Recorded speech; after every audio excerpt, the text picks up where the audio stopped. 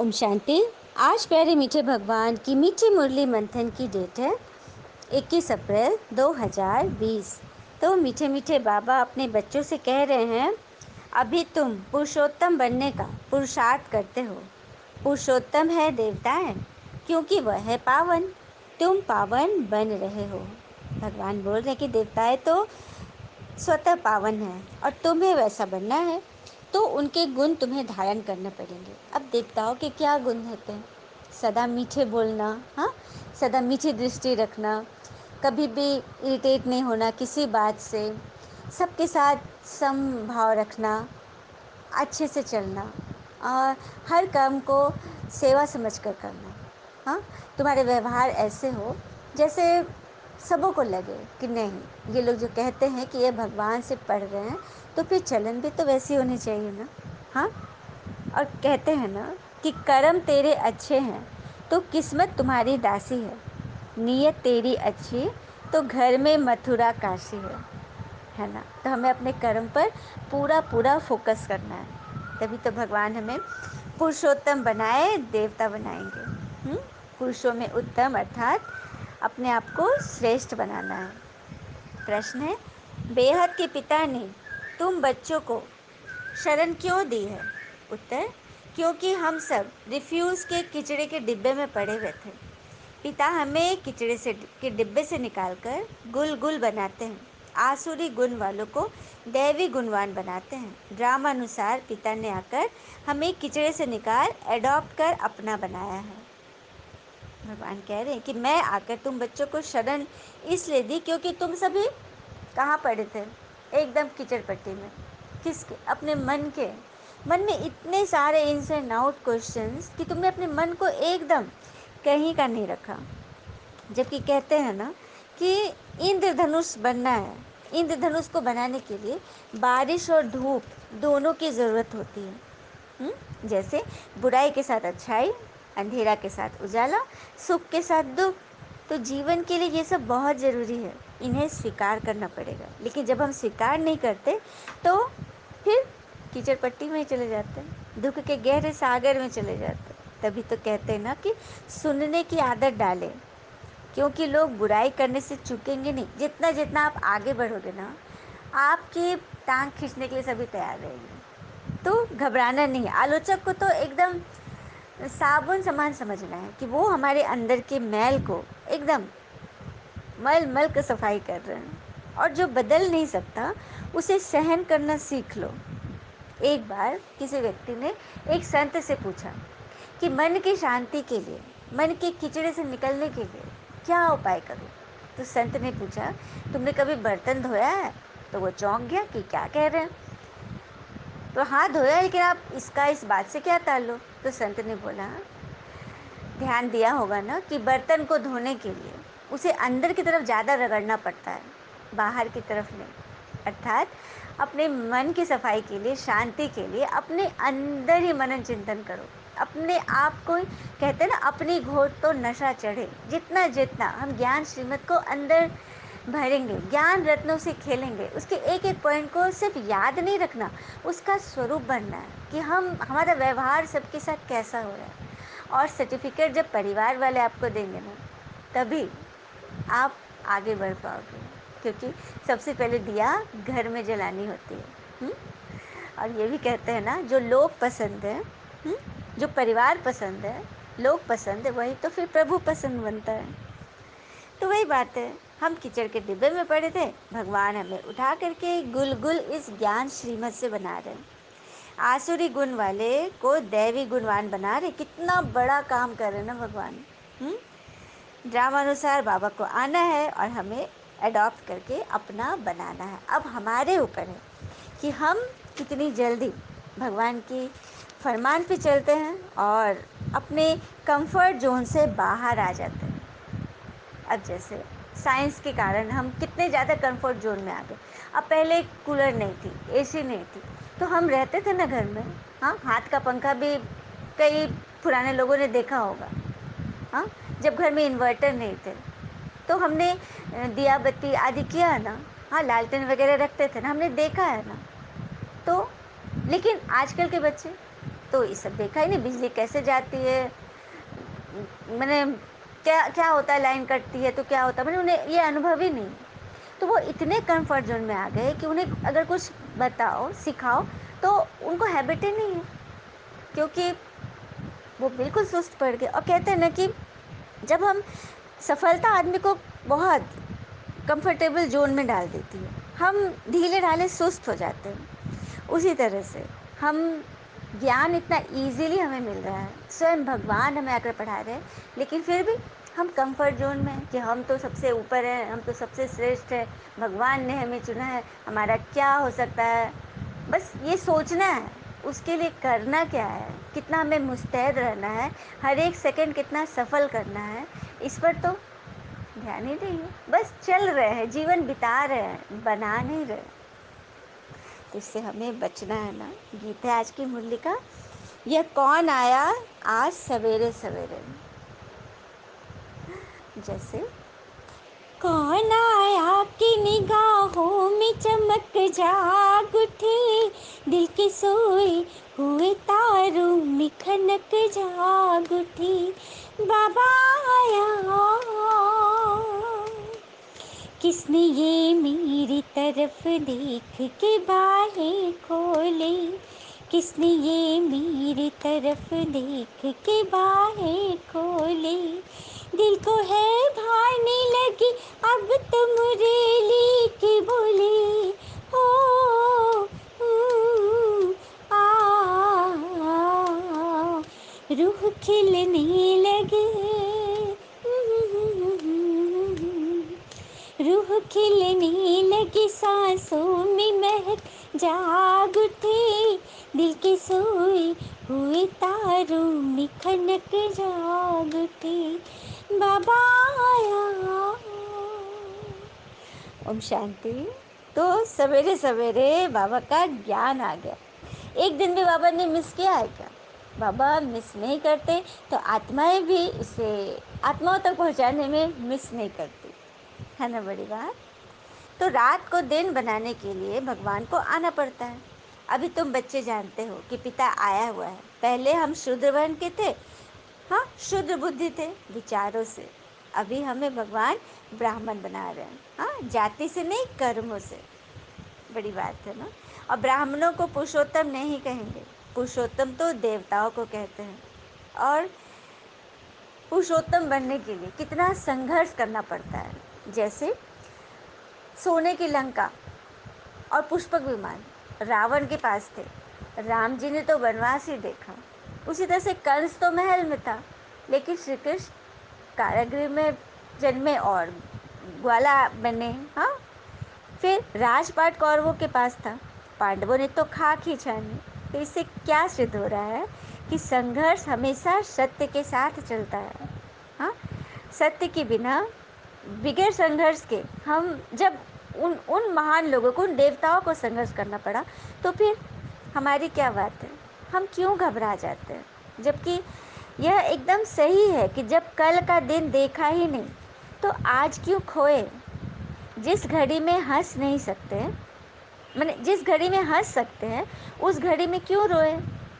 चलो थोड़ी मुस्कुराहट बांटते हैं, अपनी तकलीफ़ों को कस कर डांटते हैं। क्या पता ये सांसें और कब तक है, माना जिंदगी की चरखी में डोर कब तक है। कुछ भी नहीं पता हमें कि कल क्या होने वाला है, मतलब अगला पल में क्या होने वाला है, लेकिन हम बातें पकड़कर बैठ जाते, फलाना ने मैं ऐसे बोला वैसे बोला। हम तो उसे छोड़ेंगे नहीं, मुख से नहीं बोले लेकिन मन से उसकी बात हटाएंगे नहीं, ये हम एकदम दृढ़ता से संकल्प कर लेते हैं। हाँ, और कहते हैं ना कि रॉकेट से हवाई जहाज ने पूछा, रॉकेट से हवाई जहाज ने पूछा कि तू इतना तेज क्यों है। हाँ, पता है उसने क्या जवाब दिया, जब तेरे पीछे आग लगेगी ना तब तू भी दौड़ेगी। सुंदर बात है ना। तो हमारे अंदर कौन सी आग लगनी चाहिए, दृढ़ता की, एकाग्रता की, कि परमात्मा ने हमें चुना है। हमें सिर्फ कंफर्ट जोन के लिए नहीं चुना कि हम आराम से एकदम रहें, सब कुछ हमें मिल गया है, ऐसे नहीं। मिला है किस लिए, बांटने के लिए मिला है, सर्विस करने के लिए मिला है, मनसा साकार देकर प्रकृति को भी पावन बनाने के लिए मिला है। भगवान का ज्ञान ऐसे नहीं वो बांटते चल रहे किसी को, जिसको भी मिल रहा है तो उनके अंदर एक आग होनी चाहिए, है ना बड़ी बात। तो वैसे बच्चे पुरुषोत्तम बनते हैं। और स्टूडेंट भी पढ़ाई के लिए विचार सागर मंथन करते हैं ना, लौकिक पढ़ाई में भी। तो जो अच्छे बच्चे हैं, जो टॉप करना है जिन्हें, उन्हें तो पढ़ना ही होगा। तुम बच्चों की बुद्धि में है कि अभी हम ब्राह्मण बने हैं देवता बनने के लिए। यह है हमारा अमूल्य जीवन, क्योंकि हम ईश्वरीय संतान हैं। ईश्वर हमें बैठ राजयोग सिखला रहे हैं, पतित से पावन बना रहे हैं। तो सबको बनना है ना। फिर आगे बाबा बोल रहे हैं कि ब्रह्मा की संतान तुम ब्राह्मण बनते हो। अब ब्रह्मा कहाँ से आए? बाबा बैठ समझाते हैं कि हम इनका नाम ब्रह्मा रखते हैं। इस पर अच्छी रीति बताना है कि हमें सारे दिन की अपनी दिनचर्या कैसी रखनी है। तो सुबह को हम ऐसा फील करें, ऐसा अनुभव करें कि हम ब्रह्म तत्व से उतरे, ब्रह्मा बनकर, रचयिता बनकर अपना सुबह का समय बिताएं। ब्रह्मा और रचयिता, रचना किसकी करनी है? अपने संकल्पों की। सुबह सुबह एकदम शुद्ध शुभ संकल्प कि भगवान ने हमें क्यों चुना है, इस भान में रहें। और मतलब ब्रह्मा बनकर सुबह का कार्य अपना संभालें। फिर दोपहर में हम विष्णु जी की तरह पालना करें, घर परिवार में सेवा भाव से चले, सबकी पालना करें। कोई बुरा भी बोल रहा है, सोच रहा है, उसके लिए भी शुभ भावना रखें। यह है सत्य कर्मों से पालन करना, मतलब अच्छे विचार, भगवान के नियम पे चलना। और रात्रि को जब सोने जाए तो शंकर जी जैसा संहारकर्ता बनकर अपने जो नेगेटिव विचार सारे दिन में जो हमने जमा किए, मन से भी व्यर्थ सोच लिया, चिड़ कर गए, इरिटेट हुए, हाँ तेज बोल दिए, कड़वे बोली बोले, इन सब बातों को संहार करने, ख़त्म करना, भस्म करके सो जाना है, ताकि कल ये चीज़ दोबारा न आए। मतलब जड़ से, उसकी जड़ को ही भस्म कर देना। इस रीति से हमें अपनी दिनचर्या निभानी है। कल भी था ना, प्रेम पर था ना, 5 सीढ़ियाँ, देखना, चाहना, पाना, हाँ अच्छा लगना, और 5वीं सीढ़ी है निभाना। तो परमात्मा प्रेम के सागर है। हमसे जब ये इतनी चीज़ दे दिए बाबा, इतनी खुशी दे दी, तो अब हमारी बारी है ना कि हम इसे निभाएं, परमात्मा को स्नेह का रिटर्न दें कि वो हमसे क्या चाहते हैं, उस पर हम अच्छी रीति चलें, है ना बड़ी बात। फिर आगे बाबा बोल रहे हैं कि अपने को देखना चाहिए कि इस चलन से हम उच्च पद पा जाएंगे। बेसमझ छोटे बच्चे तो नहीं है ना, समझ सकते हो कि राजा कैसे प्रजा कैसे बनते हैं। बाबा कह रहे कि अभी ज्ञान में सब चल रहे हो, अच्छे बच्चे हो, तो समझ तो इतनी आ गई है कि कौन सा काम करेंगे तो हम राजा बनेंगे और कौन से काम से प्रजा बनेंगे। तो फिर अपनी अपनी समझ सबको अपनी रखनी है। हाँ, फिर आगे बोले कि यहाँ के राजाओं को इतने दास दासियाँ हैं, तो वहाँ कितने ढेर होंगे। सब पर अलग अलग अपनी चार्ज होती है, रहने का स्थान अलग होगा। वह कोई राजा रानी जैसा सजाया हुआ नहीं होगा। हाँ, अंदर जाएंगे जरूर, परंतु रहते कहाँ हैं। तो बाबा अच्छी रीति समझाते हैं, अपने पर रहम करो। तुम्हें राजा बनना है, प्रजा नहीं। हाँ, तुम शूद्र सभी ब्राह्मण बने हो तो अहो सौभाग्य, फिर देवता बनेंगे। यह संगम योग बहुत कल्याणकारी है, तुम्हारी हर बात में कल्याण भरा हुआ है। हाँ, बाबा बार बार याद दिला रहे हैं कि तुम किससे ज्ञान उठा रहे हो, तुम क्या बनने वाले हो। बाकी ग्रहचारी तो बहुतों पर आती है, हाँ, कभी कैसी दशा बैठती है, लेकिन उसमें भी तुम्हें अचल अडोल रहना है। यही तो है, क्योंकि परीक्षा तो भी चल रही है, इसी परीक्षा में तो तुम्हें पास होना है। तुम बच्चे मनुष्य देवता बनने की पढ़ाई पढ़ रहे हो, तुम्हें जरूर दैवी गुण धारण करने हैं। तुम्हारा खान पान बोल चाल कितना रॉयल होना चाहिए। देवताएं कितना थोड़ा खाते हैं, उनमें कोई लालच थोड़ी रहती है। 36 प्रकार के भोजन बनते हैं, लेकिन खाते कितना थोड़ा है। बाबा देखो इशारा दे रहे हैं कि बच्चे खान पान में जास्ती दिमाग नहीं लगानी है। हाँ, पेट के लिए क्या चाहिए, 2 रोटी। इस पर एक सुंदर सी बात है कि हमेशा खरीदारी करें ना तो छोटे दुकानदारों से करें, जो कि ठेले पे बेचते हैं या छोटा सा स्टॉल लगा के रोड साइड पे बैठते हैं, उनसे खरीदें। क्योंकि वो धनवान बनने के लिए नहीं बेचते, वो सिर्फ अपनी 2 वक्त की रोटी के लिए काम कर रहे हैं। तो उनसे खरीदें, उनको फ़ायदा दे, और कुछ पैसे यदि देने भी पड़े तो इसमें झिक-झिक नहीं करना चाहिए, दे देना चाहिए। तो तभी तो हम सत्युग में वैसे जगह पहुँचेंगे, यदि हम छोटी-छोटी बातों पर भी ध्यान दें। हाँ, देवता बनना कोई मासी का घर थोड़ी ना है। तो सबको अच्छी रीति चलना है और चलाना है। पिता बच्चों को ध्यान खिंचवाते हैं, जो बच्चे महारथी है उनका रिगार्ड रखो। रिगार्ड नहीं रखने से अपने ऊपर पापों का बोझा चढ़ जाता है। तो आपको जो लगे कि ज्ञान में बहुत अच्छी रीति चलते हैं, उनका रिगार्ड दो। वो क्या समझाना चाहते हैं, क्या सिखाना चाहते हैं, उस पर एकदम 100% अटेंशन दो, और अपने पीछे एकदम आग लगा के रखो कि हमें तो एकदम बनना ही है, उनकी बातों को फॉलो करना ही है, क्योंकि उनके द्वारा भगवान हमें सिखा रहे हैं। तो इसमें बड़ी खबरदारी चाहिए ना, अच्छी रीति चलना है। फिर बाबा कह रहे कि बहुत करके माताएं लिखती है कि बाबा हमको ये बहुत तंग करते हैं, हम क्या करें। अरे तुम कोई जानवर थोड़ी हो जो ज़बरदस्ती करेंगे। अंदर में दिल है तब पूछती है क्या करूँ। इसमें तो पूछने की भी बात नहीं है। आत्मा अपना मित्र है, आत्मा ही अपना शत्रु है। बाबा ने जवाब दे दिया कि कई माताएं घर परिवार में बहुत फंस जाती है, हाँ, विकारों में जाने से घबराती हैं। तो बाबा से पूछते तो बाबा कहते हैं कि बुद्धि लगाओ, युक्ति लगाओ, योग करो, सबके प्रति शुभ भावना रखो, इसी से तुम्हारा कल्याण होगा। मुख्य बात है ही याद की, याद से ही तुम पावन बनते हो। यह लक्ष्मी नारायण नंबर 1 पावन है ना। बाबा ने देखो इशारा दे दिया कि तुम्हें क्या बनना है। तो एक पिता की याद के सिवाय, श्रीमत के सिवाय और कुछ याद ना आए, कहाँ भी आसक्ति न हो। आसक्ति अर्थात कहीं भी खिड़की छोड़ा भी खुला छोड़ देंगे, कोई होल छोड़ा खुला छोड़ देंगे, तो वहाँ पर माया आ सकती है। यही है आसक्ति। किसी भी चीज़ में, चाहे भोजन हो, कपड़ा हो, किसी की बातें हो, किसी के अच्छाई बुराई, किसी भी चीज़ में आसक्ति हो, कोई वस्तु, व्यक्ति, वैभव, किसी भी चीज़ में, तो वहाँ पर माया के आने की चांसेस है। माया आ सकती है, तो इस आसक्ति से हमें ऊपर उठना है। बाबा बच्चों को बार बार समझाते हैं कि बहुत बहुत मीठा बनना है, दैवी गुण होने चाहिए। देह अभिमान का भूत बहुत खराब है, तो अपने पर बहुत ध्यान रखना है, बहुत प्यार से चलना है। पिता को याद करो तो चक्र को याद करो, मतलब अपने चक्र को याद करो। स्वदर्शन चक्र सदा फिराते रहो कि हम अनादि में क्या थे, आत्मा रूप में, परम धाम में हम अपने पिता के साथ रहते थे, खेलते थे, झूमते थे। सूर्य धरती पर आए सतयुग में, स्वर्ग में तो देवी देवता के रूप में थे। फिर द्वापर में पूज्य स्वरूप में आ गए, मंदिरों में हमारी पूजा होने लगी।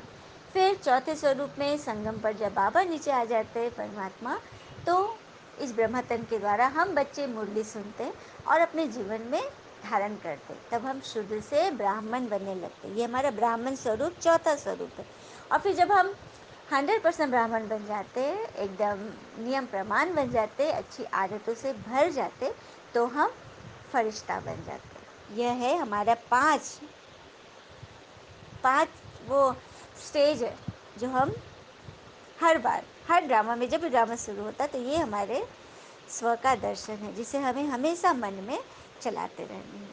और कह रहे बाबा ने कि अभी यह नाटक पूरा होता है, तो पुरानी दुनिया से वैराग्य चाहिए। वैराग अर्थात किसी की भी बात में कोई राग न हो, अच्छी चीज़ों के लिए और बुरी चीज़ों के लिए कोई राग द्वेष न हो, यही है वैराग्य, है ना, सच्चा सच्चा बेहद का। और सबको बताना है भगवान आए हैं, राजयोग सिखला रहे हैं, स्थापना हो रही है। हाँ, अच्छा, मीठे मीठे बच्चों प्रति भगवान के नमस्ते। हम बच्चों के भी प्यारे शिव पिता को नमस्ते। और बाबा दिल से सभी आत्माओं की तरफ से आपको वेरी वेरी गुड मॉर्निंग। धारणा के लिए मुख्य सार है, पहली पॉइंट, देवता बनने के लिए बहुत रॉयल संस्कार धारण करने हैं। खान पान बहुत शुद्ध और साधारण रखना है, लालच नहीं करनी है, अपना कल्याण करने के लिए दैवी गुण धारण करने हैं। दूसरी पॉइंट, अपने ऊपर ध्यान रखते सबके साथ बहुत प्यार से चलना है। हाँ, हमें यह नहीं सोचना है कि कौन मेरे साथ कैसा व्यवहार कर रहा है, बस हमें तो सबके साथ अच्छा रहना है। हाँ, क्योंकि हमें देखने वाले भगवान हैं, भगवान ने ही हमें चलाया है, भगवान ही हमें सिखा रहे हैं। तो हम ऐसा सोचे, मतलब मन से चले, हाँ, और दिमाग से नहीं, दिल से काम ले। जैसे एक बार एक अंधा व्यक्ति मंदिर में जा रहा था, तो किसी ने टोका, कहाँ जा रहे हो? तो दर्शन करने जा रहा हो। तो उस व्यक्ति ने बोला, अरे तुम्हें तो आँख है नहीं, तुम क्या दर्शन करोगे? तो कितने सुलभता से, भोलेपन से उसने कहा कि चलो मानता हूँ मैं नहीं देख सकता, लेकिन भगवान तो मुझे देख लेंगे ना, मेरे भाव को तो समझ लेंगे ना। कितनी सुंदर बात है ना। कभी ये न सोचना है कि मेरे पास इतने पैसे नहीं है, ये नहीं है, वो नहीं है, मैं कैसे चलूँ, कोई नहीं सुनता मेरी, मैं एकदम अकेली हूँ। बिल्कुल नहीं घबराना है। हाँ, जहाँ सत्य होता है ना, परमात्मा वहाँ खड़े होते हैं। हमेशा हर पल फील करो कि भगवान आपके साथ खड़े हैं। और कई आत्मा के अनुभव हो रहे कि दीदी मैं बदल रहा हूँ, है ना। तो ऐसे बच्चे को शत शत नमन कि भगवान पर उन्हें कितना निश्चय हो गया ना। तो अपने जो सीनियर है उनका बहुत बहुत रिगार्ड करना है, बहुत मीठा बनना है, दे अभिमान में नहीं आना, कोई क्वेश्चन नहीं, क्या क्यों कैसे ऐसे वैसे को सबको तिलांजलि दे देनी है, भस्म कर लेनी है। देह अभिमान बहुत बड़ा कांटा है, क्योंकि हम मोटे विकार से तो बच जाते हैं, लेकिन ये जो सूक्ष्म आदतें हैं ना, यही हमें फंसाती हैं। तो उससे भी हमें किनारा करना है। और अपनी अब चार्ट भी सूक्ष्म चेकिंग की होनी चाहिए कि हमारे में कितनी कमी है, कौन सी कमी है, हम उसे किस रीति, मतलब उससे मुक्त होंगे। हाँ, चलिए सभी एकदम शांत चित्त होकर कोई एक जगह सेट कर ले, समय भी सेट कर ले तो बहुत अच्छा, क्योंकि नियम से हम यम को भी काबू में कर लेते हैं। परमात्मा तो नियम के प्यासे हैं, भावना के प्यासे हैं। एक बार एक संत जंगल से गुजर रहे थे, एक आदमी को प्रार्थना करते देखा। गलेरिया था, फटे चिट्ठे कपड़े पहने, भगवान से प्रार्थना कर रहा था। कई दिनों से लगता था नहाया भी नहीं था। तो उसने सुना भगवान से वो कह रहा था कि तू एक दफ़े मुझे बुला ले, मैं तेरी इतनी सेवा करूँगा कि तू खुश हो जाएगा। पाँव दबाने में मेरा कोई शानी नहीं है, पैर तो ऐसे दबाता हूँ कि तेरा दिल बाग बाग हो जाएगा। मैं तुझे घिस घिस कर नहलाऊँगा, और तेरे सर में कुछ पड़े होंगे तो मैं वो भी निकाल दूँगा, मतलब पूरी सफाई करूँगा तुम्हारी। अब संत से यह बर्दाश्त नहीं हुआ, उसने उस आदमी को बहुत डांटा। हाँ, कि ये क्या होती है, ऐसे बात करते भगवान से, तू किससे बात कर, तुझे पता भी है। इतना डांटा कि उस आदमी की आंखों में आंसू आ गए। वो आदमी तो डर गया। उसने तुरंत कहा कि मुझे क्षमा करे, कोई गलती हुई क्या मुझसे? तो गलती, तुमने पाप किया है। भगवान को तू, भगवान क्या गंदे, तुम्हें मल मल के नहाएगा? उनके सर में क्या गंदगी पड़ी है कि तुम उसको साफ करेगा? उनके पैरों में दर्द है जो तू दबाएगा? क्या उनको भोजन बनाने वाला कोई नहीं जो तू भोजन खिलाएगा? अब तो गडरिया इतना रोने लगा, उसने संत के पैर पकड़ लिए कि मुझसे बहुत बड़ी भूल हो गई, मुझे तो पता ही नहीं, मैं तो अनपढ़ हूँ, गंवार हूँ, शास्त्र आदि का ज्ञान नहीं, अक्षर भी नहीं सीखा, यही पहाड़ पर जंगलों में भेड़ों के साथ रहता हूँ, मुझे क्षमा कर दीजिए और मुझे ठीक ठीक प्रार्थना सिखा दो। संत ने बोला ठीक है ठीक है। उसने उसे प्रार्थना सिखाई। तो वो सुनकर बोला ये तो बहुत कठिन है, संस्कृत में कुछ सिखा दिया होगा, मैं तो ये भूल जाऊंगा, मैं याद ही नहीं रख सकूंगा। फिर भी संत ने उसे दोहरा दोहरा के सिखाया, थोड़ा बहुत भी बोला। तो वो बहुत प्रसन्न हुआ कि आज मैंने एक आदमी को, भटके हुए आदमी को राह पे ले आया। और जब संत जंगल की तरफ जाने लगा, तभी उसे जोरों से गर्जना सुनाई दी, आकाशवाणी, हे संत, ये तुमने क्या किया? मैंने तुझे दुनिया में भेजा था कि तू मुझे लोगों से जोड़ना, तूने तो तोड़ना शुरू कर दिया। ये घबरा गए संत कि भगवान ऐसा क्यों बोल रहे हैं? तो उन्होंने कहा कि अभी गडेरिए कि घबराने की बात थी। हाँ, उसके हाथ पैर कांपने लगे संत के। उन्होंने कहा क्या कह रहे हैं, मैंने क्या तोड़ दिया? तो परमात्मा ने कहा ठीक ठीक प्रार्थना का क्या अर्थ होता है, ठीक शब्द, ठीक उच्चारण, ठीक भाषा, ये सब तो सभी करते आए, लेकिन वहाँ भावना मिसिंग है। वो आदमी अब कभी ठीक प्रार्थना नहीं कर पाएगा। तूने उसके लिए मेरे साथ सदा के लिए उसे तोड़ दिया। उसकी प्रार्थना से मैं कितना खुश था। वो आदमी बड़ा सच्चा था। वो बड़े हृदय से मुझसे बातें करता था। रोज कहता था कि मैं उसकी प्रतीक्षा करता था। तो इससे फर्क नहीं पड़ता कि हमारे शब्द क्या है, इससे ही फर्क पड़ता है कि हम क्या हैं, हम किस भावना से भगवान से जुड़ रहे हैं। यदि प्रार्थना करते हुए, बातें करते हुए आंखों में आंसू भी आ जाए, तो समझे कि हमारी प्रार्थना स्वीकार हो गई, हम मन से जुड़ गए भगवान के साथ। तो ये होती है सच्चे दिल से भगवान से बातें करना, अपनी सारी बातें उनसे शेयर करना और भगवान से दिल से धन्यवाद करना कि परमात्मा ने हमें चुना, हमें सच्चा सच्चा प्रार्थना करना, भगवान से बातें करना हमें इस ज्ञान श्रीमत के द्वारा बाबा सिखा रहे हैं और रोज़ रोज़ हमें वरदानों से माला माल कर रहे हैं। वरदान दिया बाबा ने, दातापन की स्थिति और समाने की शक्ति द्वारा सदा विघ्न विनाशक समाधान स्वरूप भव। दातापन की स्थिति और समाने की शक्ति द्वारा सदा विघ्न विनाशक समाधान स्वरूप भव। जैसे विघ्न विनाशक समाधान स्वरूप बनने का वरदान दो बातों पर स्थित होता है। एक, सदा स्मृति रहे कि हम दाता के बच्चे हैं, इसीलिए मुझे सबको देना है।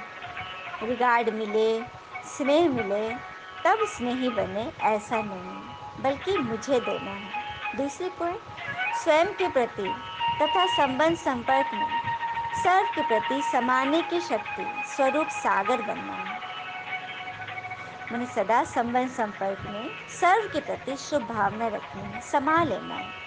इन्हीं दो बातों से, शुभ भावना, शुभ कामना से संपन्न समाधान स्वरूप बन जाएंगे और हर एक के विघ्न को हटाने के निमित्त बनेंगे। स्लोगन दिया बाबा ने, सत्य को अपना साथी बनाओ तो आपकी नैया कभी डूब नहीं सकती।